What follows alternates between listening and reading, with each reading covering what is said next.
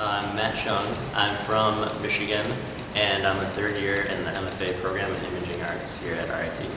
We're in the gallery now of my thesis exhibition. It's titled Automobility, and it's about our relationship to the automobile in the U.S. This project, it's been about probably about 2 years. But kind of back and forth working on it. I grew up in Michigan and in and around Detroit, so I've always kind of been involved with cars, not directly, but they've always been sort of around my life and sort of interacting with me. And when I came out to grad school, I definitely became more interested in them.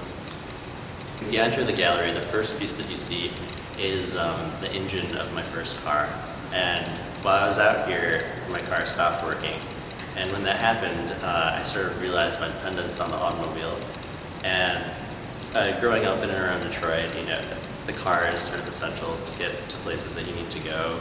The same thing here in RIT, we're out in the suburbs, and cars are pretty important to get where we need to go, move things, and be mobile.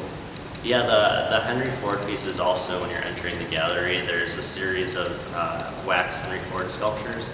And I actually got they're little, probably 4-inch tall figurines. They got the Henry Ford Museum in Dearborn, Michigan.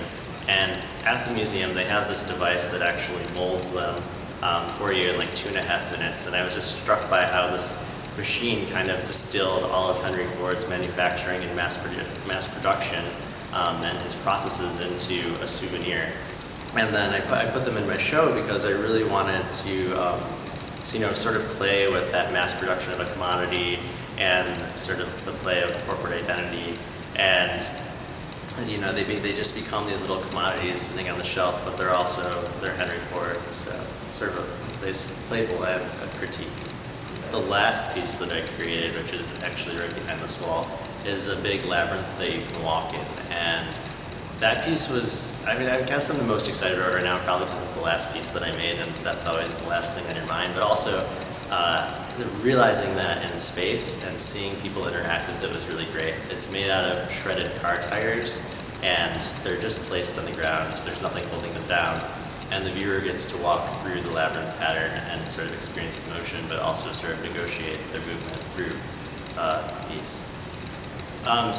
Looking around my show, you can see it's pretty interdisciplinary, and it involves video, sculpture, photography, a lot of different media. And I guess my process always kind of starts with an idea, and I usually think about it, play with it in my head for a while, and then go to the sketchbook, write it down, sketch out some ideas, some plans, maybe what's working, maybe things that aren't working out, and just start playing there. And then from the sketchbook, I go on to actually taking pictures, usually first because I consider myself a photographer, and photography is kind of central to my medium, even if it doesn't make it to the final product. So I generally start with photography in some way, at least as a research tool.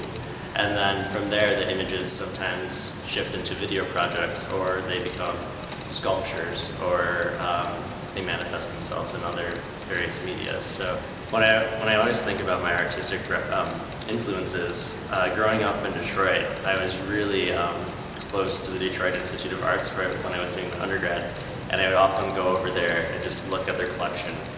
And there's this amazing mural by Diego Rivera called Detroit Industry that fills this whole court, and it's painted on the walls, and it's amazing. And it shows not only the relationship between industry and humans, but also sort of the human integrated into the machine and the assembly line, and it kind of becomes this whole amazing narrative. And that's something that always sticks out in my mind as a great work of art that I always can get inspiration from. I've learned a lot here at RIT, both inside the classroom, the lab, all the technical processes, and a lot of things outside the classroom that you just get through interacting with other people, both through amazing friends and colleagues that I've made, and also from interacting with the professors here as well. So it's been a great experience.